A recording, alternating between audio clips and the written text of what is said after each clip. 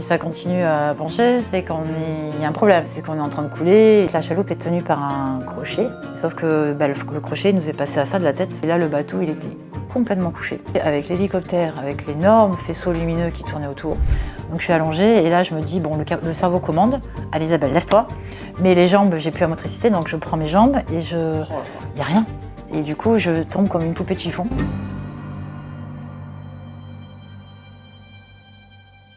Isabelle a un parcours de vie que j'ai trouvé incroyable. Elle est très modeste, donc peut-être qu'elle n'en dira pas de même. Oui. Mais en tout cas, tu vas nous expliquer un petit peu ton parcours de vie, ce que tu as vécu. Isabelle est pour moi une miraculée. Ah, mais écoute, oui. Oui, c'est ce que tu es d'accord avec ça? Oui, j'adhère, oui, tout à fait. Superbe. Alors Isabelle, du coup, pour les gens qui ne te connaissent pas, qui vont te découvrir, qui es-tu? Alors, je suis Isabelle, j'ai 52 ans, 53 bientôt, et je suis grassoise. Et j'ai toujours vécu dans la région, et à 18 ans, je suis partie à l'étranger, à Hong Kong, Paris, Londres. Et je suis dans la région depuis maintenant, retour 20 ans, depuis 20 ans. Toi, tu te définirais comment? Ou alors, comment tes amis te définiraient? Dans la vie, tu es comment? Tu es plus optimiste, tu es pessimiste Alors oui, il y a ce côté où on m'a souvent exprimé que j'étais optimiste, que je voyais les choses au côté enfin, j'arrive pas à parler. Non? Tu vois le verre à moitié plein ou à moitié vide du coup? À moitié plein.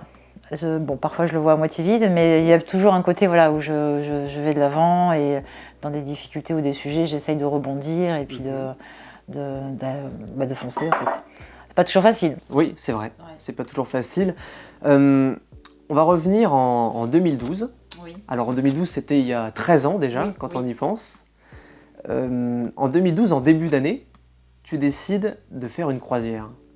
Oui, alors ça s'est décidé au mois de novembre-décembre avec une collègue de travail à l'époque parce qu'elle venait de se séparer de son compagnon et moi je venais de me séparer de mon compagnon. Et on fait le choix, enfin elle me propose de faire une croisière qui ne coûtait pas excessivement cher à l'époque parce qu'on était dans les cabines les plus basses et j'ai accepté. Parce que ça faisait une transition sur nos sujets perso et du coup on part de Marseille. Ça partait mal parce que le bateau n'était pas amarré à Marseille parce qu'il y avait de la houle, il n'a pas pu, donc on a atterri dans le Var, donc on a dû prendre un bus, donc ça commençait déjà mal. On a quand même fait le début du circuit, Marseille, Barcelone, Palma, la Sardaigne, Palerme, et on a terminé à Rome, où on a passé une merveilleuse journée à Rome à découvrir sans faire le circuit qui est proposé, etc. Et après, il y a eu l'événement. Alors justement, oui. Est-ce que c'était déjà ta première croisière? Oui. Ah, c'était ta toute première croisière? C'était ma toute première croisière, oui. Alors les gens ils se disent, bon d'accord, elle a fait une croisière, Isabelle, c'était en 2012. Oui. Mais pour les gens qui ont une très bonne mémoire, pour les gens qui ont suivi l'actualité, peut-être qu'il y a des gens qui sont peut-être un peu plus jeunes, ils étaient tout jeunes quand ça s'est passé. Elle s'appelait comment la croisière? Là peut-être que les gens ils vont se dire, ah, il s'est passé un truc. Alors c'était la compagnie Costa et le bateau c'était le Concordia. Voilà, Costa Concordia. Oui, Costa donc là, Concordia. peut-être tout de suite, les gens ont des images. Oui, parce que ça a fait effectivement le sujet d'actualité que moi j'ai découvert 48 heures plus tard aux informations. Mais oui, ça a été...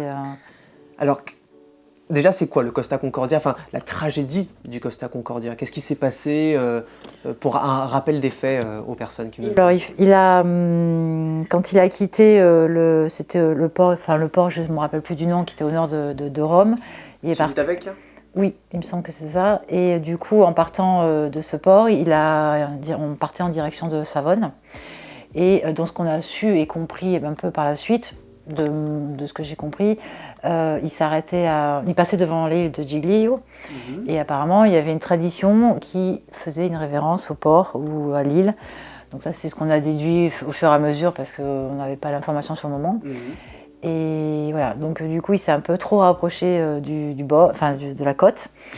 Et il s'est passé ce qui s'est passé, mais on a su par la suite, par les vidéos, sur Internet, sur les actualités, qu'il a fait une manœuvre de sécurité pour que le bateau, du coup, fasse demi-tour dans l'élan. Et c'est pour ça que le bateau, il est couché avec le rocher qui est sorti. Parce que logiquement, quand il a percuté la côte, le rocher était là et il aurait dû continuer. Et en fait, il a fait une manœuvre à l'envers et du coup, c'est comme ça qu'il a échoué. Et ça, on l'a découvert plus tard et on pensait qu'on était en pleine mer. Enfin, moi, je pensais parce que ça s'est passé la nuit? Oui, entre 21h, 21h, 21h30, l'heure exacte, je ne l'ai plus. Donc toi, tu étais avec ton ami? Oui. On va dire que 21h, 21h30, c'est l'heure où vous allez manger, ou vous Alors, étiez en train de manger peut-être? Non, pas du tout. Cette fois-ci, c'était effectivement l'heure du repas. Et pendant qu'il y a l'heure du repas, il y a l'heure du spectacle. Et les personnes qui sont au spectacle après un verre souvent au repas, etc. Nous, ce jour-là, on avait tellement marché dans Rome que quand on est rentré dans le bateau, bon, on a fait le self-service et puis on a mangé. Et donc du coup, on était en mode un peu relax. Et on était en cabine. Donc du coup, donc, mon ami se rafraîchissait dans la salle de bain et moi j'étais sur le lit en train de lire il y a un journal de bord tous les soirs pour le lendemain qui explique les activités. Et sur ce journal de bord, il y a marqué demain, exercice d'évacuation, présence d'obligatoire. Chose qu'on n'avait pas eue depuis le départ de la croisière. Donc je lis ça sur le journal de bord. Ok, demain, une présence obligatoire. Sauf qu'entre-temps, l'ami sort de la cabine, enfin sort de la salle de bain et on se regarde en disant il y a un petit problème quand même parce que c'était assez penché. Et elle se moque un peu de moi parce qu'elle était assez sportive. Du coup, elle me dit bah, Léisa, il faut monter une côte, il faut courir et tout. Et là, en fait, on s'est regardé, je ne sais pas comment l'expliquer, et on s'est dit il y a un problème. Vous n'avez pas de vue sur l'extérieur en plus? Non, nous on a des cabines. Ouais. Ah oui, donc ça doit être encore plus perturbant. Ouais, c'est particulier, oui. Ah ouais. Donc du coup, là on s'est dit, est-ce que c'est l'instinct, est-ce que c'est quelque chose qui nous dit fou. Donc on s'est dit il y a un problème. Donc moi j'ai pris le petit sac que j'avais acheté à Rome. Dedans j'avais mes petites cartes d'embarquement. J'ai pris mon téléphone. Moi j'étais pieds nus. Elle est sortie, elle avec son legging et on est sorti de la cabine. Et là il y avait une employée de service qui était là dans les couloirs et on lui dit mais spontanément sortez, venez avec nous, montez, enfin il y a quelque chose, mais sans mesurer un impact, sans mesurer un problème de danger. C'était presque instinctif? Peut-être, oui, ouais. Ça je peux pas l'expliquer. Il n'y a pas encore de signal sonore? Oh là là, non, ça a été plus tard ça. Ah oui, donc vous l'avez pressenti peut-être même avant de nombreux passagers? On s'est dit il y a quelque chose, ça je peux pas te le définir Kevin, voilà. Donc du coup l'employé de service a dit non, je pense que... Enfin, après, il y a une anecdote sur les personnels, ils ont été extraordinaires. Mais du coup, non, elle a dit non, je monte pas, genre, je continue mon service, il faut que je sois là, à mon poste. Oui. Donc, bon, on n'allait pas forcer, on est monté, nous on était au niveau 2. Au niveau 1, dans les bateaux, c'est les employés. Niveau 2, c'est les cabines les plus attractives niveau tarif. Et niveau 3, c'est le hall, en gros, c'est là où on... L'accueil, la réception, etc. Donc nous, on arrive à l'accueil-réception. Où on a été à la banque d'information et là il y avait une jeune femme où il y avait beaucoup de monde déjà et au moment où nous on arrive à lui demander qu'est-ce qui se passe, elle nous dit on ne sait pas, il y a un mouvement de vague. Elle ne savait pas non plus parce qu'on a compris par la suite que personne ne savait. Et là ok, on n'est pas plus informé et du coup dans cet accueil là il y a un espace avec les ascenseurs, le bar, etc. Et à un moment donné, on s'est assise sur les bancs, les gens avaient abandonné leur boisson. Et forcément, sur le verre, la boisson, elle était penchée. Enfin, le verre était comme ça et l'eau était vraiment penchée voilà. Aussi. Ouais. Donc moi, je scrutais ça en me disant si ça continue à pencher, c'est qu'il y a un problème, c'est qu'on est en train de couler, tout en sachant qu'on ne savait pas ce qui se passait. Donc forcément, à un moment donné, quand ce genre de situation d'urgence ou de panique, etc., par nationalité, on communique avec les gens. Et il y a un gars qui nous dit, nous on a visité là où il y a les... Ah oui, on peut visiter les cales, enfin pas les cales, voilà. Mais le sous-sol du bateau, entre guillemets. Donc il nous dit comme ça, s'il y a un problème, ils vont rééquilibrer le bateau, etc. Bon, sans mesurer. On ne sait toujours pas, et à un moment donné, on a eu une voix de nos correspondants. Donc chaque nationalité, en gros, a des correspondants de langue. Et notre correspondant, qu'on entendait régulièrement pendant ces jours, nous dit voilà, je m'appelle un tel, je vous informe, il n'y a pas de problème, c'est un problème de générateur électrique, vous inquiétez pas, il y a le suivi, etc., etc. Ok, on fait confiance. Sauf qu'au bout d'un moment, donc il y avait du monde quand même, les gens, tout le monde s'interrogeait, tout le monde, voilà. C'était beaucoup penché, enfin pour un ordre d'idée, c'était à combien de degrés d'après toi? Par rapport, par exemple, là t'as 0. C'était quoi? C'était vraiment... ouais, c'était penché, mais pas encore dans une situation critique. Ouais. Donc, le niveau les gens avaient du mal à marcher droit? Non, marcher encore à ce niveau-là. Okay. Parce qu'on est retourné en cabine après. Ah oui, oui, il y a plein de trucs. Wow. Et du coup, à un moment donné, il y a eu une coupure d'électricité générale. Et là, il y a eu une réaction de gens qui, pas criaient, mais qui avaient une réaction de coupure générale, le bateau qui était déjà penché. Ouais, c'est angoissant. Qu'est-ce qui se passe? Donc du coup, il y a eu la lumière qui est revenue, et là, ma collègue, mon amie, me dit, Isa, écoute, on va peut-être redescendre en cabine, parce qu'on était pieds nus. On n'avait pas de... Enfin, on ne pensait pas qu'on allait évacuer en plus. Donc on était pieds nus, et moi je lui dis, redescendre, parce que forcément on pense au Titanic. On redescend. Petite anecdote sur le Titanic avant qu'on l'oublie. C'est vrai. Il y a un lien presque Oui. Temporel Oui. entre ce qui s'est passé avec le Titanic et le Costa Concordia. Oui. Est-ce que tu peux m'en dire juste 2 mots, après on revient sur l'histoire. Avril 1912, le Titanic, le naufrage. 2012, le Costa Concordia en janvier, un vendredi 13. Un vendredi. Un vendredi 13, ouais. Donc 100 ans plus tard, ouais, c'est incroyable. Il y a des choses comme ça qu'on n'explique pas? Non, et on ne cherche pas à comprendre. plus que ça. Voilà. Ok. Donc du coup, j'ai dit ok, on descend en cabine, et nous, notre cabine, elle était à tribord, mais à l'intérieur, c'est-à-dire pas côté fenêtre, côté dans l'intérieur, donc on n'avait pas de fenêtre. Et on est descendu, donc un petit peu quand même penché, mais bon, on est descendu. On prend la carte qui fonctionnait. Et là, à ce moment-là, c'est ce qui nous a, je pense, un peu, pas sauvés, mais on a réalisé 4 mois plus tard, parce qu'en fait, quand on a ouvert la porte, on n'avait pas de lumière. Et du coup, on s'est tenu la porte à tour de rôle. Donc, ma collègue a pris ses lunettes, moi, j'ai pris mes chaussures. Mais ne sachant pas qu'on allait évacuer, on n'a pas pris plus que ça. Pas de pièce d'identité, pas de clé de maison, pas de veste. Parce qu'on ne savait pas du tout qu'on allait évacuer. Et l'anecdote qu'on a réalisée 4 mois plus tard, c'est qu'on s'est tenu la porte à tour de rôle parce qu'on n'avait pas de lumière. Mais s'il y avait eu de la lumière, on serait rentré, on aurait claqué la porte. On aurait dit je prends ça.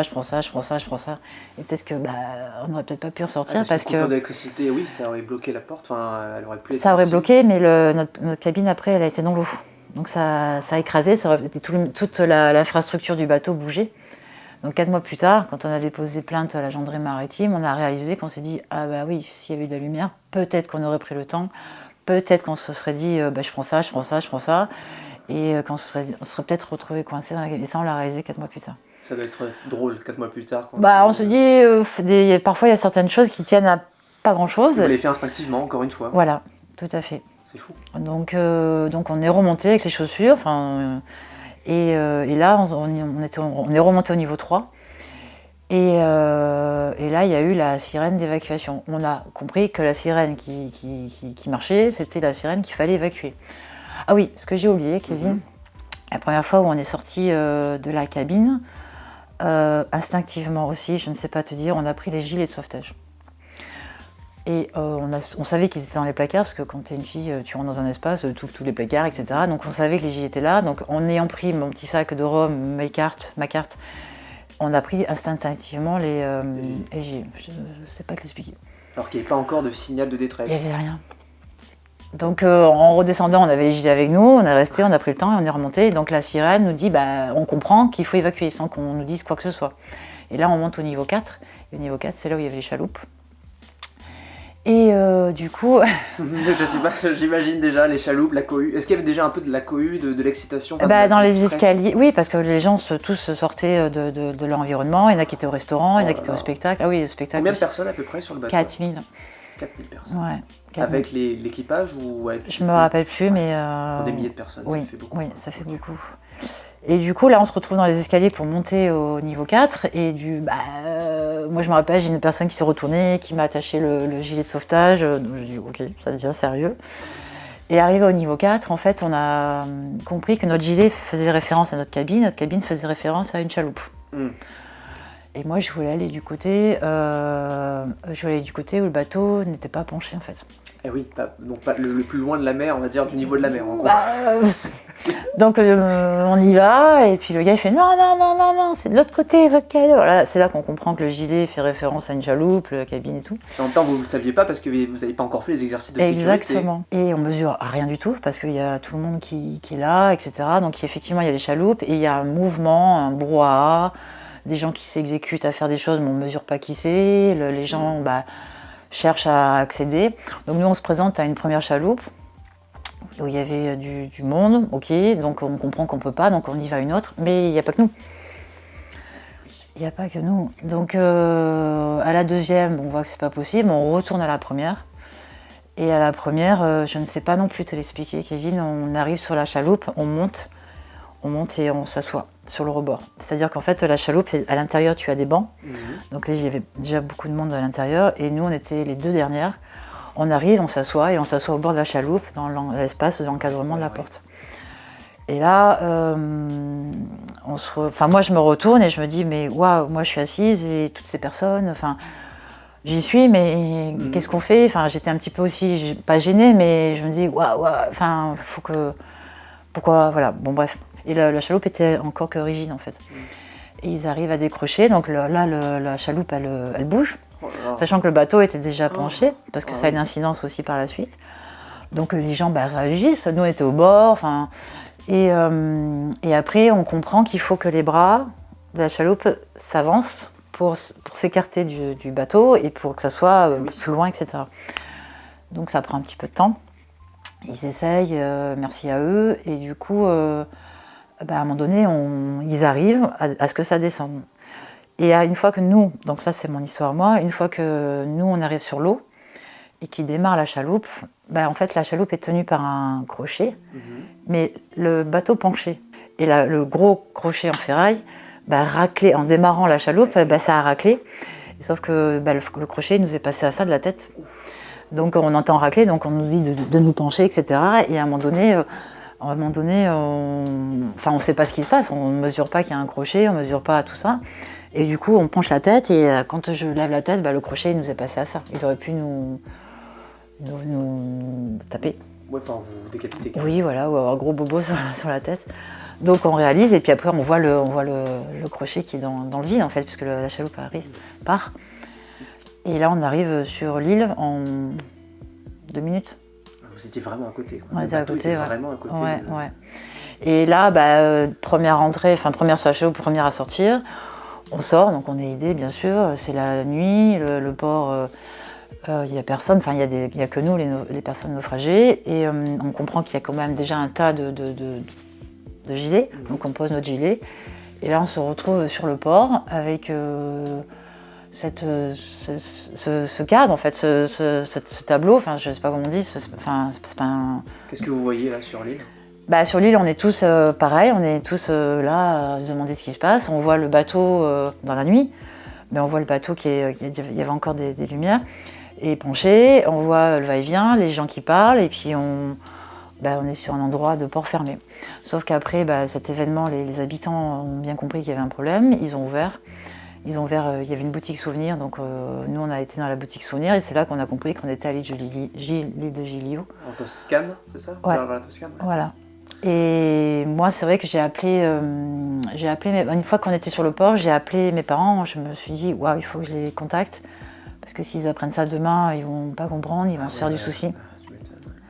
Donc mon premier message que j'ai dit à ma mère, que j'ai réveillé au téléphone, parce que ça a été 23h quand même, 23h, 23h30, et je lui dis maman, ne t'inquiète pas, le bateau s'est ensablé.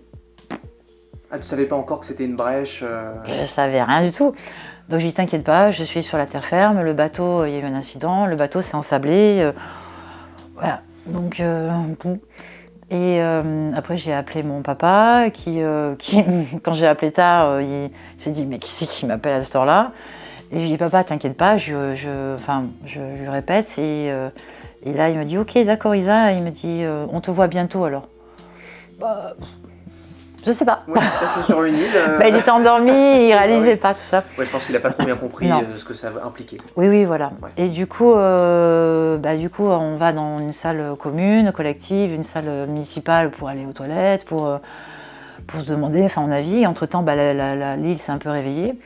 Moi, personnellement, avec ma copine collègue, on a été dans un hall d'hôtel, où là, on a pris quelque chose de chaud, parce qu'on était sans veste. On est sorti sans veste, donc c'était au mois de janvier, le 13 janvier, il fait un petit peu froid quand même. Et du coup, là, on se restaure, on se réchauffe un peu. Et à 1h du matin, moi, je suis ressortie et je suis allée voir sur le port pour voir ce qui se passait. Et là, le bateau, il était complètement couché. Mais complètement couché, avec l'hélicoptère, avec l'énorme faisceau lumineux qui tournait autour, donc ambiance. Et dans le bateau, moi, c'est ce qui m'a marqué, c'est qu'il y avait plein de petites lumières de gilets qui clignotaient. Oh là là, les Et là, gens. je me suis dit, mais waouh, il y a encore beaucoup de monde. Donc, je me suis dit, waouh, je mesurais pas la difficulté que j'ai découvert plus tard. Ouais, en fait, t'es parti vraiment à temps. T'étais Oui. quoi, vous étiez presque l'une des Oui, premières, la première chaloupe qui a été décrochée, on était Ah, dessus. c'était là. Ah oui. Et oui, parce qu'après, il y a eu les navettes. Les chaloupes ont fait des allers-retours. Eh oui. Voilà, donc c'est une mésaventure qui, pour moi, s'est quand même bien déroulée. Il y a d'autres personnes, ils ont sauté à l'eau, il y a eu des morts, il y a plus des de 30 blessés. 32 morts, c'est 32 ça morts, ouais. Donc voilà, bon, tant que c'est... Et 2 disparus. Oui, comment? Et 2 disparus aussi. Oui. Qui sont sans doute décédés, malheureusement, mais c'est Oui. vrai qu'ils sont encore considérés comme disparus Oui. parce qu'on n'a pas retrouvé la dépouille. Donc voilà, donc j'ai cette chance-là dans cette mésaventure. Et après, à 5h du matin, 5-6 heures du matin, ouais 5 heures, il y a un ferry qui est venu nous chercher. Entre-temps, il y a eu l'information de nous demander notre numéro de téléphone et notre adresse email. Parce qu'il y avait un collectif qui s'est créé par la suite, et merci beaucoup à la personne qui a créé ce collectif. Et à 5-6 heures du matin, on se présente, donc il y a tout le monde qui s'est présenté devant le ferry. Là, il commençait un recensement. Un recensement des personnes avec le numéro de cabine, etc. Et moi, ce qui m'a beaucoup marqué, c'est que le personnel du bateau s'était mis à part, à côté, et ne venait pas en même temps que nous. Et j'avais envie de leur dire, mais vous êtes comme nous, c'est pas parce que vous avez travaillé sur ce bateau, venez, on part tous ensemble. Donc même là, il y avait une sorte de hiérarchie sociale. Oui, et ça m'a... Je comprenais pas en fait, il fallait les voir en disant, mais venez avec nous, c'est pas parce que vous avez travaillé sur ce bateau, il s'est passé ça, que votre service continue, enfin venez en même temps. Bon, après, peut-être qu'ils avaient des ordres malgré tout. C'est fou parce que même quand tu ignorais tout de ce qui allait se passer, quand vous êtes sorti, quand vous étiez dans la cabine et que vous avez vu cette femme, par exemple, qui faisait du ménage, vous lui avez dit instinctivement, mais non, mais montez, montez, montez. Oui. C'est fou parce qu'il y a des gens qui après, j'imagine que chacun réagit à sa manière quand il a peur. Il y a des personnes qui ont voulu monter avant sur les chaloupes, soit... Parce qu'on dit souvent les femmes et les enfants d'abord, Oui. il y a des hommes qui ont dû pousser des femmes. J'imagine que dans ce genre de situation, les gens deviennent fous et ils ne respectent rien. Oui, ils sont... Et vous, par contre, vous considérez les personnels Oui, parce qu'on est des individus et puis on vit la même chose et là, on est à égalité. Et puis même dans la vie, il faut plus ou moins être à égalité, mais voilà. Donc moi, ça m'a marqué et ça m'a peiné. Bon.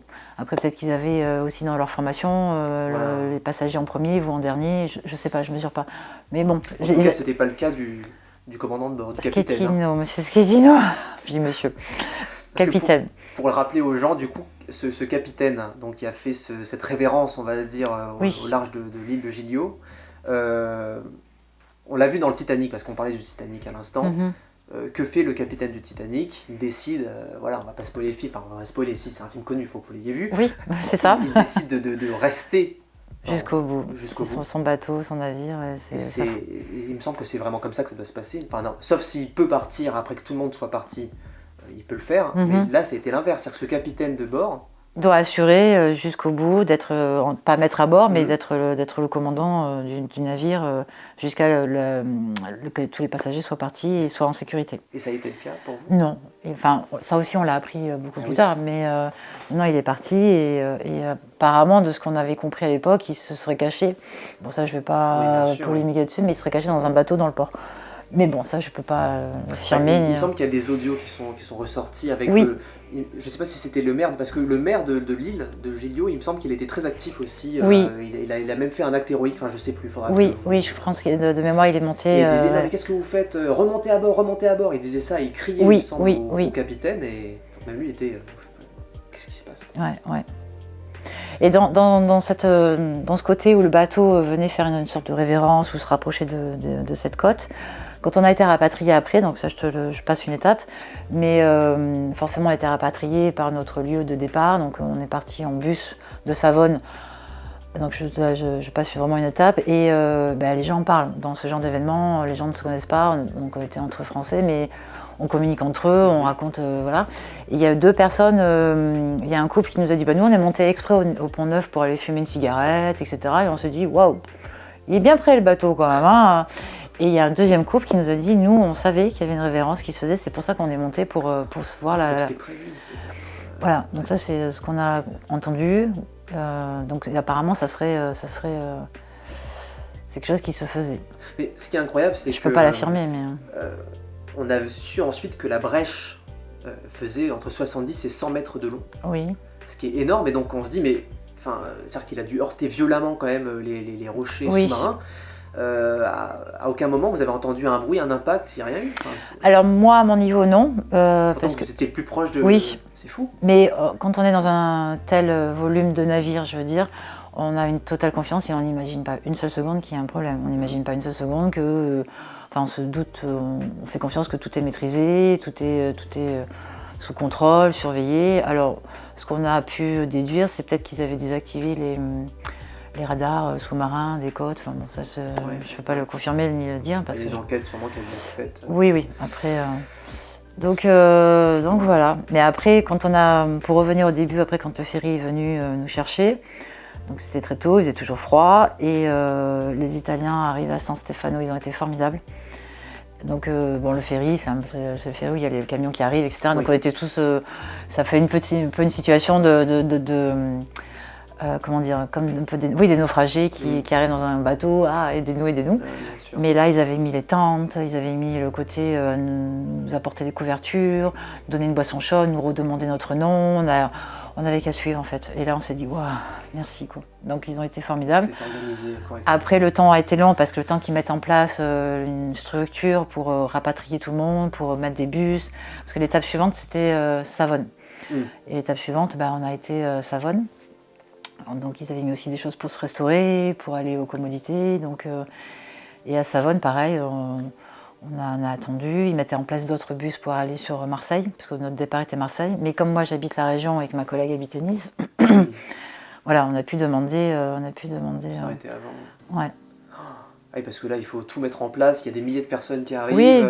Est-ce qu'il y a des cellules psychologiques qui sont mises en avant Alors, à Nice, quand on a la première station d'arrêt sur l'autoroute, là, il y a eu un arrêt pour que tout le monde puisse un peu se rafraîchir aux commodités. Il y avait une structure médicale, pompiers qui était là, et il y avait plusieurs bus, donc ils sont rentrés dans tous les bus en disant ce que vous avez vécu, c'est pas anodin, il faut absolument que vous ayez consulté parce que c'est un choc, c'est un traumatisme. Alors nous, on a vécu d'une chose, c'est de rentrer et se poser. Et après, en fait, quand tu vis un tel sujet, comme d'autres personnes vivent aussi des choses dramatiques, quand tu es dans le sujet, tu mesures pas ce qui se passe. Et moi, dans tout le déroulement, du moment où on a quitté la cabine, au moment où on est arrivé chez nous, le cerveau se met sur off. J'avais cette impression-là que le cerveau se met sur off, il se met en protection.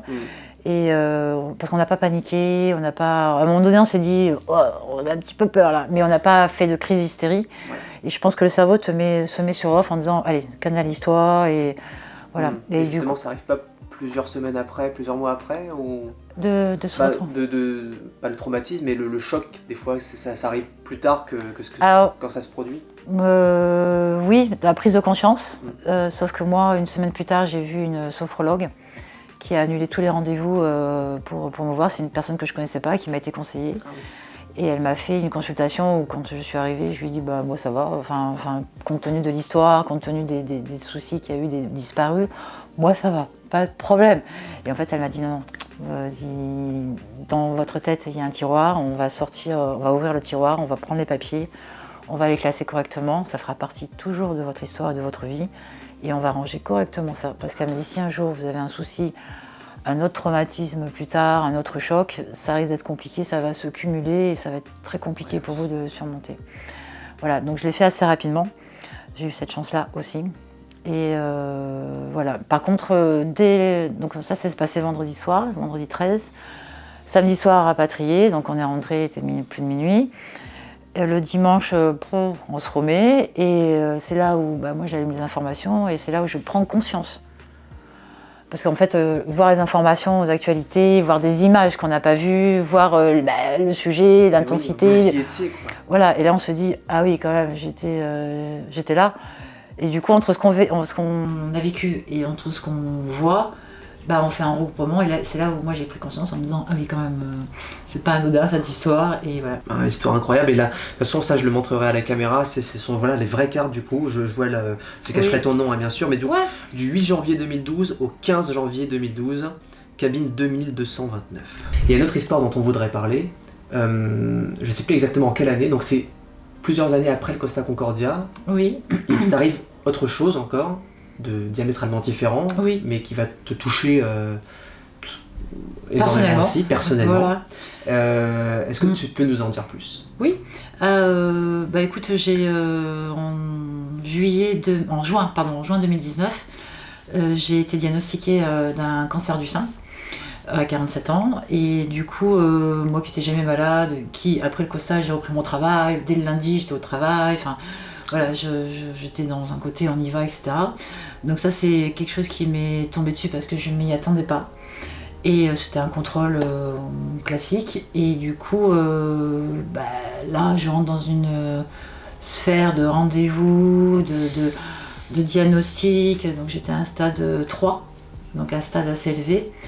Et je rentre dans un sujet inconnu, un sujet inquiétant, un sujet qui fait peur, un sujet où j'en ai eu l'approche par d'autres personnes, mais bon, sans le mesurer. Et là, ça a été une spirale de rendez-vous au fur et à mesure. Moi, je voulais absolument pas me mettre en arrêt parce que j'avais la chance de travailler et du coup, c'était pas possible. Pour moi, c'était pas possible. Et en fait, l'oncologue à un moment donné m'a dit va falloir vous mettre en arrêt. Donc ça, je l'ai très très très très mal vécu. Parce que la société qui m'employait était extra et du coup, je le vivais très mal. Donc du coup, je suis obligée de me mettre en arrêt de maladie le 3 juillet 2019. Je me coupe les cheveux, parce qu'avant j'avais les cheveux longs, je me coupe les cheveux parce que je savais que j'allais rentrer en période de chimio. Et... Ah, tu prévois tu coupes, tu veux pas voir tes cheveux tomber? En fait, je me mets dans le sujet du traitement, je me suis beaucoup renseignée. D'ailleurs, tout le monde me disait, mais il faut pas te renseigner. Je dis, si, je préfère savoir, plutôt que me retrouver dépourvue au dernier moment sur un truc. Donc je fais le choix de me couper les cheveux très courts, de me dire, je vais les perdre, autant faire une transition rapide. Et puis, donc je commence la première chimio le 5 juillet, et j'en ai 6. Ouais, j'en ai 6, espacés tous les 21 jours. Donc je perds pas les cheveux de suite, parce que c'est au deuxième chimio, et une semaine après qu'on perd les cheveux. Enfin bon, il y a plein de trucs. D'accord. Et du coup, je fais le déroulement de ce traitement, en pensant... en fait, d'abord j'ai la chimio, parce qu'en fait j'étais à un stade élevé, et en fait si je pouvais pas être opérée de la tumeur, parce que la tumeur était de 3 cm, et s'ils m'opéraient, ils m'enlevaient le sein, parce que j'avais des ramifications. Ah, donc elle était trop avancée, c'est voilà, ça? Elle était assez avancée avec des ramifications, donc ils ne pouvaient pas opérer en enlevant la tumeur et faire enlever les ramifications partout. Donc du coup, ils ont dit on fait le traitement de chimio pour attaquer. Et si le traitement fonctionne et que la tumeur réduit, là, plus tard, on vous opérera de la tumeur et vous pourrez conserver le sein. Donc moi, je me suis battue pendant tout ce traitement-là, de juillet jusqu'à octobre, en me disant peut-être que je vais pas garder mon sein. Et du coup, je me suis dit c'est ça, donc on y va. Et donc à mi-traitement, j'ai un contrôle mammo, scanner, tout ça, IRM, et la tumeur avait diminué d'1,5 cm, donc c'était la moitié presque. La moitié, donc c'était encourageant, etc. Et à la fin du traitement, on est parti sur le fait de m'opérer que de la tumeur. J'ai eu contact avec plein de gens de maladies du cancer, puisque j'étais dans ce sujet-là, et j'ai pris conscience qu'effectivement qu'il y avait des gens qui avaient des maladies. Je vais être un petit peu exagérée à le dire, mais quelque part, moi j'ai eu la chance d'avoir ce cancer-là. Et je suis rentrée à me dire waouh, il y a beaucoup de personnes qui ont des vraiment sérieux soucis de santé, à tout niveau, à tout endroit. Et je me suis dit waouh, la vie est courte et la santé, c'est ce qu'il y a de plus précieux. Donc, Et c'est fou ce que tu dis, parce que pour le Costa Concordia, pour revenir dessus, tu avais eu la même démarche psychologique. Tu t'es dit, bon, voilà, je suis arrivé, je suis sain et sauf, mais il y en a qui ont disparu, il y en a qu'on n'a pas retrouvé. Et pour le cancer du sein, qui aurait pu être fatal aussi, parce que des femmes meurent chaque année du cancer du sein, tu dis, oui, mais moi, entre guillemets, ce que j'ai, c'est moins grave que cette personne qui a, je sais pas, la maladie de Charcot, par exemple, une maladie des plus cruelles au monde, selon l'OMS. Et c'est fou d'avoir cette distance-là par rapport à soi-même, en fait, par rapport à ce qu'on arrive à ce qu'on vit. C'est rare? Rare, je sais pas, mais c'est pas une comparaison, mais en fait, je sais pas comment l'expliquer, c'est... En fait, j'ai essayé de relativiser pour me donner du positif aussi, en me disant, écoute, voilà, Isabelle, t'as eu un cancer du sein, c'était particulier, et quand je rencontrais des femmes et des hommes avec des cancers mal placés, des cancers très rudes, avec tout ce que ça engendre derrière aussi dans leur vie personnelle, parce que j'ai des gens qui ont perdu leur travail, ça a éclaté la vie de famille, qui n'ont pas été soutenus. Moi, j'ai une dame qui venait en bus. Et parce qu'elle n'avait pas de moyens, parce que, et en fait, je me dis, mais waouh, enfin, je mesurais, elle n'a pas de moyens, elle vient en bus faire son traitement, elle repart, enfin. Alors, bon, après, il y a des systèmes médicaux. Moi, j'avais le taxi qui venait me chercher, qui me ramenait. Alors, je ne savais pas pourquoi cette dame avait cette difficulté-là, ou peut-être qu'elle ne voulait pas, peut-être qu'elle ne pouvait pas. Et en fait, on rentre dans des tranches de vie, dans des tranches de soucis, on se dit, mais pourquoi je vais me plaindre en fait? Il y a des personnes qui ont cette difficulté-là, mais qui en ont d'autres à côté. Moi, j'ai été très soutenue. Ma famille a été présente, mes amis ont été présents, les collègues de travail ont été présents, et du coup, ça apporte beaucoup. Et en fait, je me suis dit, je ne peux pas me plaindre. Je vis mon sujet. Je vis cette histoire, je vis ce combat, je vis les problématiques que ça engendre pour moi, mais je peux pas non plus me peindre à 100%. À un moment donné, il faut être raisonnable dans ça, tu vois. Tu as été donc en rémission. Ouais. Alors la rémission, pour les gens qui ne savent pas, c'est quoi la rémission? Est-ce que on est soigné ou on est sur la phase de guérison? C'est quoi une rémission? On est sur la phase de guérison, c'est-à-dire que t'as quand même... Après moi, comme j'avais un cancer hormonodépendant, j'ai eu un traitement que j'ai toujours, que je finis bientôt en juin. J'ai eu un traitement médicament tous les jours de l'hormonothérapie. Et à partir de là, une fois que... après j'ai mes contrôles tous les ans, hein. J'ai contrôle gynéco, j'ai contrôle mammo, écho pelvienne, écho mammaire, enfin tout ce que tu veux. Moi qui n'étais pas avant dans les sujets médicaux, bien maintenant... sûr, ouais. Mais c'est important de le faire, si on peut dire, oui, parce que, à tout âge. À tout âge, ouais. Donc il y a eu le Costa Concordia en 2012. 7 ans plus tard, ce diagnostic du cancer du sein. Tu es guérie, on va dire, en début d'année 2020? Oui, en début d'année 2020. Et là, je commence la radiothérapie, donc les 33 séances, comme je disais tout à l'heure. Les 33 séances, et donc je vais tous les jours. Et les 2 derniers jours du traitement, c'est le 24 février et le 25 février. Et le 25 février, je devais voir le radiothérapeute, parce que c'était mon dernier jour. Finalité, c'est fini, ciao, basta, voilà. Et en fait, et pendant toute cette période de traitement de cancer et de radiothérapie, j'étais dans une dynamique où je marchais tous les jours parce que je voulais que tout mon corps, les cellules circulent, que je garde un mental, que je garde... C'est important ça, oui. Oui, je me suis obligée, mais je l'ai fait facilement aussi parce que j'avais une facilité de marcher à l'époque. On viendra le sujet après. Et du coup, voilà. Et le lundi matin, donc c'était l'hiver, etc. Le lundi matin, je me réveille et je sens mon pouce là engourdi. Et je me suis dit, oh, c'est bizarre, j'ai le pouce engourdi. Dans la nuit, je me suis peut-être mal positionnée, le pouce.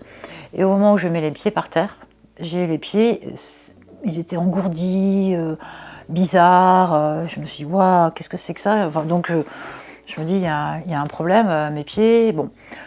Ma séance de radiothérapie pendant 2 mois, c'était à 14h. Je me prépare, je mange, le taxi vient me chercher. Et le taxi, qui est devenu un ami, je lui dis, dis donc, dans tes patientes que tu amènes faire les chimios, les radiothérapies, est-ce que tu as déjà eu le cas où les personnes te parlaient de problèmes avec les pieds? Il me dit, bah non, ok. Donc il m'amène, il repart, j'attends en salle d'attente, les jeunes personnes qui me prennent pour la radiothérapie, je leur dis, parce qu'on lit un petit peu après un contact, avec au fur et à mesure de tout ça, des séances, et je lui dis, est-ce que vous avez déjà entendu des personnes qui avaient des problèmes aux pieds? Je dis, parce que là j'ai les pieds bizarres, et elle me dit, bah non. Ok, donc je fais la séance, on y va sur la table, le taxi vient me chercher, et je repars faire ma marche de l'après-midi pour garder une dynamique, etc. Et dans la soirée et la nuit, ça commençait à empirer, mais un petit peu bizarrement partout.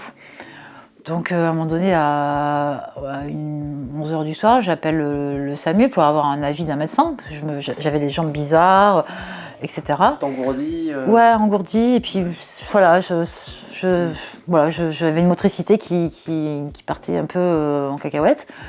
Et le médecin du SAMU au téléphone me dit, bah écoutez, donc je lui explique mon contexte, chimio, radiothérapie, etc., etc. Je lui explique tout ça, il me dit, bah écoutez, demain vous avez rendez-vous avec le radiothérapeute, vous lui en parlerez. D'accord, bon.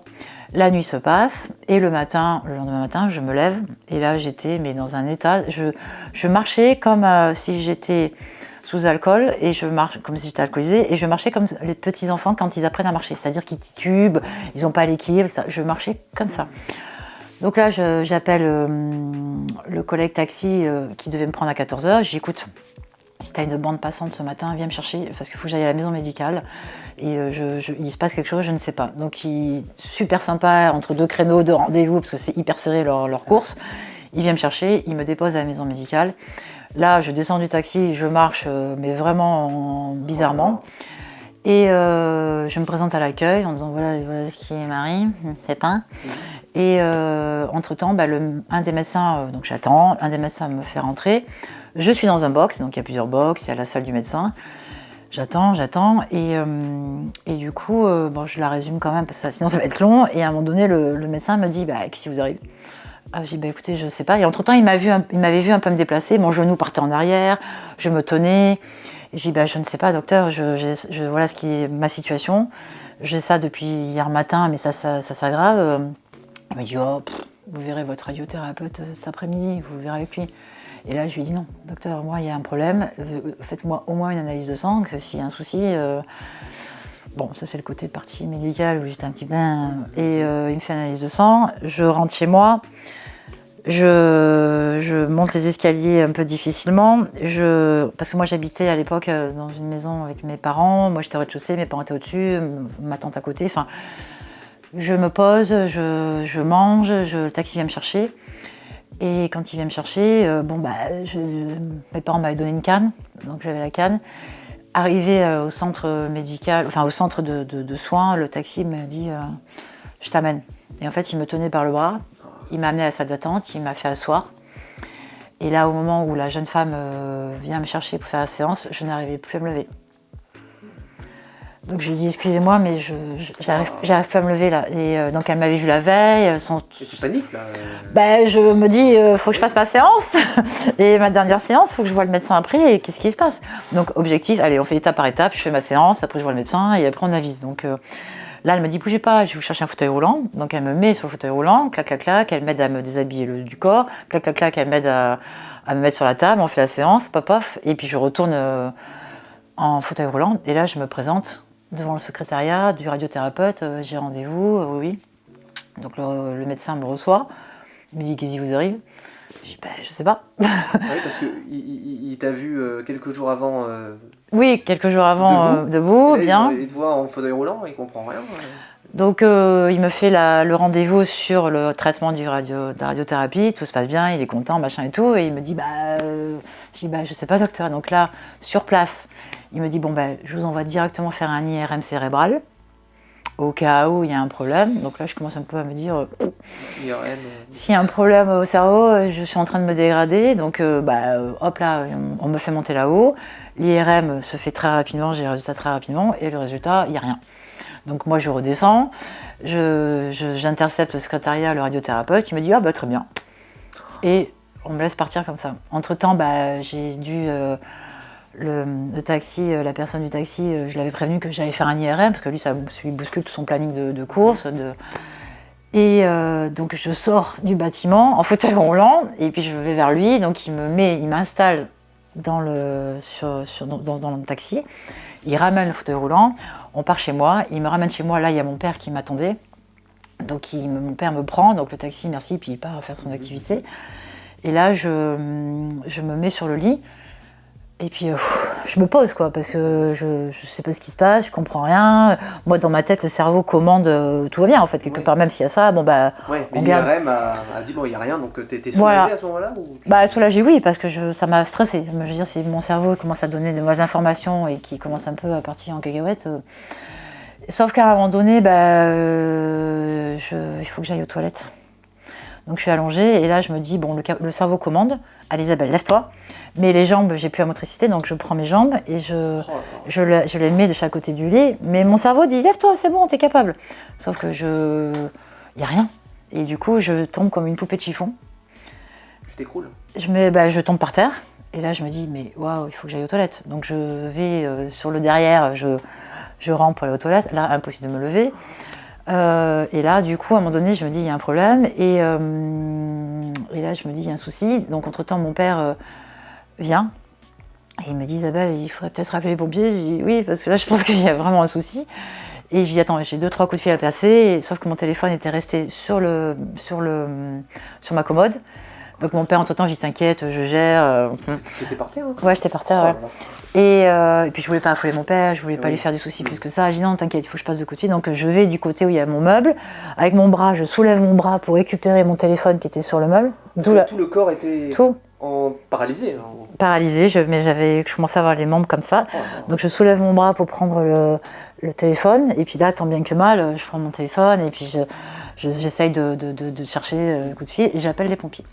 Et les pompiers, je leur explique tout, donc le cancer, la chimio, le machin, où j'en suis, qu'est-ce qui se passe, etc. Et du coup, ils me disent, ok, ben on envoie une équipe. Alors, donc ils envoient une équipe. L'équipe arrive, mon tonton, ma mère, mon père étaient là. Et donc ils m'expliquent, je leur redis ce qui se passe, ce que j'ai, etc. Ils m'envoient par terre. L'anecdote, et qu'à un moment donné, il me dit, vous voulez faire pipi? Alors je dis, bah oui. Donc du coup, ils m'amènent aux toilettes, etc. Et puis là, ils me mettent sur le brancard. Et puis, ciao, on part à l'hôpital de Grasse. Et à l'hôpital de Grasse, la chance que j'ai eue, donc c'est une interne qui était là, qui a de suite diagnostiqué ce que j'avais sans faire les examens. Elle a compris. En te voyant? En me voyant, avec les symptômes que je lui avais décrits, etc. Donc elle a de suite compris. La chance que j'ai eue, c'est qu'il n'y avait personne aux urgences. Ils n'étaient pas débordés, j'étais une des seules patientes, donc merci. Et en fait, dans toutes ces passées, il y a des sujets de chance, en fait. C'est vrai, oui. Voilà. C'est fou. Et, la porte du Costa Concordia. Oui, et ça je le prends en positif en fait, tu vois. Je me dis, je pars du principe dans le négatif, il y a toujours du positif, et en fait ça s'avère. Bonne étoile ou voilà. Autre chose, oui. Autre chose, ouais. Et en fait, elle me fait faire les examens, ils me font une ponction lombaire pour savoir si c'est pas la moelle épinière qui est touchée. Il me faut faire un IRM médulaire. Et moi, j'étais sur mon lit d'hôpital à attendre. Et voilà. Donc, entre-temps, j'avais quand même mon téléphone. Donc, je faisais des messages vocaux aux personnes en disant voilà, je suis à l'hôpital, etc. Et donc, je me retrouve après en réanimation. Donc, je peux pas te dire le temps que ça a duré. C'était le 25 et je sais que le 28, après, j'étais à l'hôpital de Cannes. Et il s'est passé 3 jours et j'étais complètement déphasée. J'étais en blague à la fin, tout voilà, enfin, j'étais consciente, mais sans mesurer le temps, sans mesurer tout ça. Et j'étais en réanimation où on pouvait venir me voir à ce moment-là. Parce qu'il n'y avait pas encore le confinement, le Covid, parce que ça, c'était après. Et du coup, c'est vrai que j'étais comme ça, voilà, j'avais les membres, puis le 28, je vais te dire ce que c'est après le Guillain-Barré. Et après le 28, toute sa paralysie a commencé à toucher mes voies respiratoires. Et du coup, ils ont pris la décision de me transférer sur Cannes, ils m'ont intubée. Et là, une autre histoire commence. Voilà. Et donc, justement, c'est un syndrome, c'est une maladie? Alors, ça s'appelle le syndrome du Guillain-Barré. C'est une maladie auto-immune, ça touche les nerfs périphériques du système. Et en fait, pour faire simple et pour l'expliquer, en fait, quand on a, donc je le dis vraiment en toute simplicité pour que ça soit compris, etc. En fait, c'est quand on est enrhumé, par exemple l'hiver, ou quand le corps il a besoin de se défendre, il s'attaque contre le virus. Sauf que là, il s'est retourné contre moi. Il m'a pas attaqué. Et il m'a attaqué. Voilà, ils m'ont attaqué. Et en fait, ça a détruit la myéline. La myéline, qu'est-ce que c'est ? La myéline, c'est une membrane qui entoure tous les nerfs sur tout le corps. Et c'est ce qui fait le lien entre la commande et l'exécution. Donc si la myéline se détruit partout, il n'y a plus de quoi. Lui, il commande, le cerveau commande, mais il n'y a plus le lien qui te permet d'activer. C'est pour ça que l'IRM n'a rien détecté en fait. Parce que ton cerveau fonctionnait bien. Oui, exactement. Oui, exactement, tout à fait, ouais. Et ouais. Oui. Et donc, en fait, ça commence en général par les pieds. Et du coup, donc ça commence par les pieds, donc c'était le cas, et du coup ça te prend tout le corps. Et moi ça a été fulgurant en 24 heures, ça a commencé vraiment très fortement. Et le 28, donc ils ont pris la décision de me transférer à Cannes, parce que le service était un peu plus poussé. Et moi arrivée à Cannes, ils m'ont fait un électromyogramme, donc j'étais aussi un peu dans le coltard. Et je me suis réveillée, intubée. Oui. Et là, j'avais rien compris de ce qui m'arrivait, je ne savais pas qu'ils allaient me faire ça, et puis bon, ils prennent pas des précautions, hein. On n'est pas dans un thalasso où on prend soin de toi. Hein. Ils prennent soin de toi médicalement, mais pas au côté attention, on va vous intuber. Parce que c'était quel mois là? Alors ça, c'était le février 2020, et c'était, donc je suis partie le 25, le 28, je suis transférée à Cannes, et avec une motricité zéro, à part la tête qui bougeait. Et là, le déroulement, j'ai plein d'anecdotes, hein, ça risque d'être long, mais le déroulement, c'est que, en fait, il y a un traitement qui est ça, pour stopper. Il t'injecte des hémoglobines, je crois, je ne me rappelle plus. Et du coup, c'est pour stopper. Et en fait, quand tu es atteint du syndrome de ça, il y a un pic qui monte très fortement. Ça stagne, et après, ça redescend, et c'est là où tu récupères. Parce que le corps se régénère, en fait. Et du coup, c'est pour ça qu'aujourd'hui, j'ai récupéré. La membrane se régénère. Voilà, tout à fait. Ça prend du temps. Donc moi, ça a été quand même assez rapide, avec des difficultés. Et il y en a que ça met plus de temps. Il y en a qui récupèrent moins bien. Il y en a qui récupèrent totalement. Moi, j'ai aujourd'hui un problème au niveau des pieds, parce que la membrane ne s'est pas remise totalement sur mes pieds. Donc ça me donne des mauvaises informations. Et du coup, quand je marche, c'est comme si on m'écrasait sur les pieds tout le temps. C'est comme si on m'émarchait sur les pieds tout le temps. Donc je marche tout le temps. Donc dans ma tête, c'est toujours aïe, oui. Et du coup, ça me crée une fragilité, ça me crée beaucoup de choses. Voilà. Mais je suis debout. Tu es toujours debout. On y est. Comme Renaud. Comment ? La chanson de Renaud. Ouais, toujours debout, toujours vivant.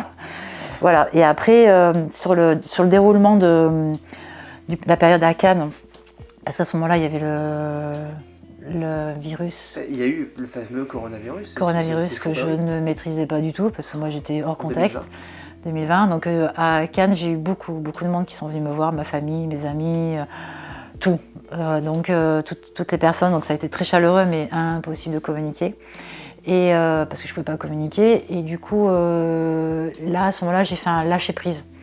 Parce que j'aurais été dans un autre contexte sans problème, je me serais fait du souci pour mes parents, je voyais les gens qui ne savaient pas comment me parler, qui étaient soucieux, qui étaient inquiets de me voir, et dans ma tête, je me suis dit, débrouillez-vous, je peux pas, il faut que je... Parce que tu étais intubée, c'est pour ça. J'étais intubée, paralysée, ils ne connaissaient pas ce que c'était le Guillain-Barré, donc forcément, tout le monde inquiet. Et là, je pense que mon cerveau, entre guillemets, m'a protégée, parce que soit je m'occupais de moi pour avoir la force de tenir, parce que c'est long de rester qu'avec la tête qui bouge et le cerveau qui fonctionne. Ouais.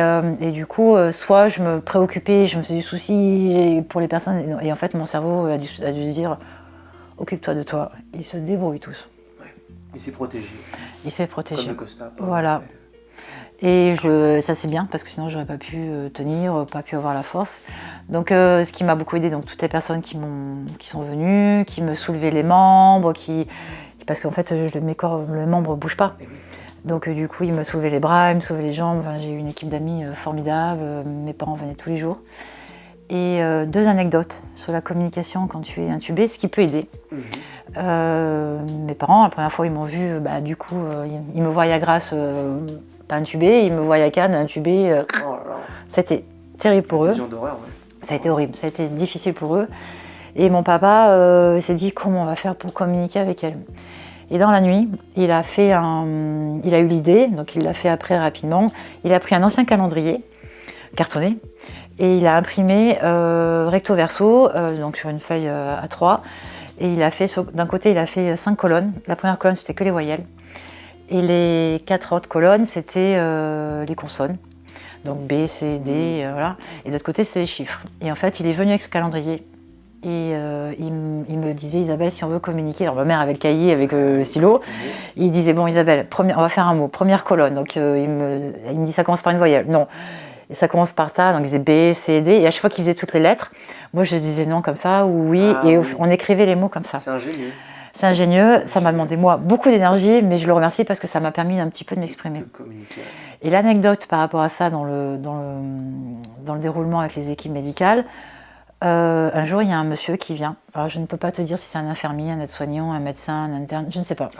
Qui vient me voir et qui me dit on a un ordinateur sur lequel vous pouvez écrire avec les yeux. Est-ce que ça vous intéresse ? Ah, moi, de ma tête, je fais. Parce que je ne pouvais pas parler, je fais oui, dans ma tête, ça m'intéresse. Donc, il vient avec l'ordinateur. Donc, je ne sais pas si c'est 1 heure plus tard, 2 heures, le lendemain, je ne peux pas te dire. Aucune notion du temps. Et en fait, il me présente, donc le lit, il me le met de façon que je sois un petit peu droite pour pouvoir regarder. Il vient avec une table roulante, il me pose l'ordinateur portable avec un écran, avec un clavier classique et un écran où il y a une moitié clavier virtuel et une moitié page blanche. Et le gars, il me dit, je ne sais pas comment ça marche, mais allez-y. Mais c'est fou, Et il est qui est parti. cet homme? Je me rappelle plus. Ah, parce qu'après, j'ai pu informer le responsable du service de façon pour aider la suite, tout le monde. Enfin, donc du coup, le gars, il me plante devant l'ordinateur, moi contente en me disant, bah, j'essaye, mais il savait pas. Donc du coup, je lui dis, bon, bah, je vais essayer en fixant une lettre sur le clavier, et puis en clignant des yeux, clac, clac, clac, et puis en faisant ça avec peut-être que là, ça va, il y a une reconnaissance, Ouais, oui, il y a un truc, un capteur. un capteur, ou le fait de fixer, de faire ça sur le truc. C'est fou. J'ai tout essayé, avec mes yeux, et j'ai tout essayé, et puis j'y suis pas arrivée, bien sûr. Et le gars revient, il me dit, bah, vous avez rien écrit. Ouais, mais vous savez pas comment ça fonctionne, vous aussi? Et là, dans ma tête, je l'ai traité un petit peu des noms d'oiseaux en disant, bah, c'est mignon, vous me proposez un truc, vous savez pas comment ça marche, vous pouvez pas me l'expliquer. Enfin, C'est trop bizarre. et du coup, il a pris l'ordinateur, il a fermé, et là, j'ai géré une frustration.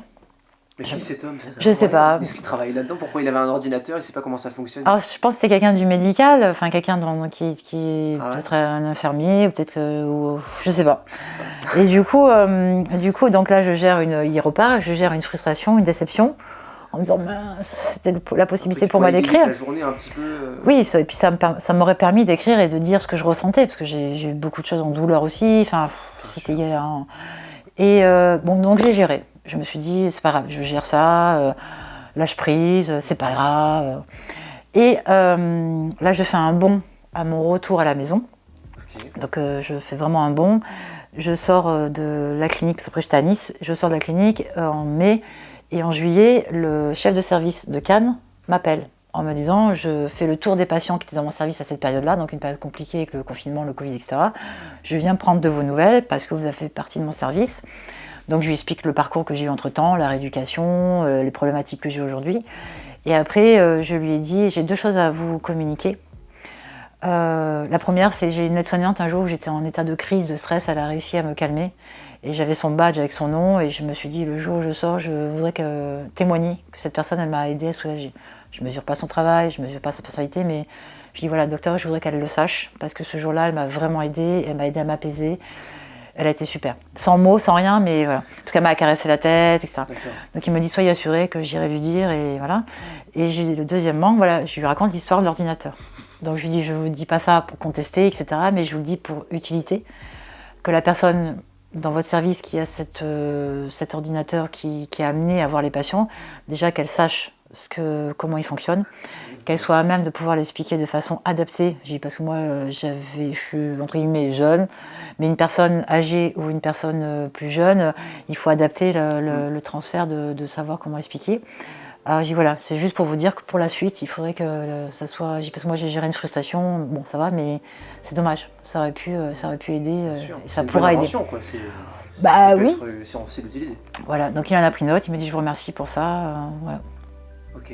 T'as pas eu de suite par rapport à ça? Non, et puis j'ai pas cherché à en savoir parce que c'est sûr. pas mon domaine, et puis je veux pas non plus créer des soucis sur cette histoire. Qu'est-ce que ces trois histoires, est-ce que tu les as associées dans ton esprit? Est-ce que tu t'es dit, ah oui, il y a eu quand même Costa Concordia, il y a eu ce cancer du sein, il y a eu Guillain-Barré, à chaque fois ça aurait pu mal se terminer pour moi. Oui, c'est vrai. Mais en fait, c'est une histoire qui fait partie de moi, comme tant d'histoires de personnes diverses et variées. Et en fait, j'ai eu la chance d'être entourée. J'ai aussi peut-être la personnalité qui fait que je vais de l'avant. Après, les choses, bien sûr, il faut les vivre. Parce que se retrouver à 5h du matin, pas dormir, être chauve, et puis se dire on est entouré, mais on est seul quand même. Donc ça m'a peut-être aussi appris sur moi-même, ou me dire allez, la vie, elle s'arrête à ça. Elle peut continuer sans souci, mais avec des soucis, et la vie peut être belle simplement. Et du coup, il faut la voir de façon au mieux qu'on peut. C'est sûr, on n'a pas tout, mais on est là, debout, on est présent, et du coup, ça, c'est une des grandes richesses. Et si après, on a bien le partage bienveillant auprès de tout le monde, ça, c'est chouette aussi. Mais après, voilà. Alors, je vais pas dire que je prends ça comme des expériences, parce que ce serait un peu malheureux et un peu déplacé de dire ça, parce qu'il y a eu quand même des drames, et il faut penser aux personnes qui ont été affectées sur les différents sujets, parce qu'un Guillain-Barré, on peut en mourir, un cancer aussi, et le Costa, il y a eu des morts, donc il faut quand même être équilibré par rapport à ça. Mais après, voilà, moi aujourd'hui, je sais pas te dire en fait, je suis là, je suis contente d'être là. Alors ça, je veux pas dire qu'aujourd'hui tout est beau, tout est rose, hein, parce que j'ai cet handicap-là. Ça me génère aussi de la fatigue, ça me génère aussi des moments où je fais moins de choses qu'avant. De la frustration du coup? Bah, j'ai eu une période à un moment donné où je me suis dit, ouais, je suis plus comme avant. Bon, après, il y a l'âge, hein, j'ai 50 ans passés maintenant, donc bon. Mais je me suis dit, en fait, je change de vie.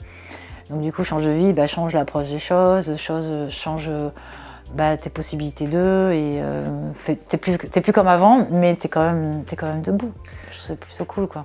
C'est beau, c'est un beau message parce que quand on t'entend sur le Costa, sur le cancer du sein, sur Guillain-Barré, c'est vrai que t'as toujours eu un esprit combatif, tu t'es jamais apitoyé sur ton sort.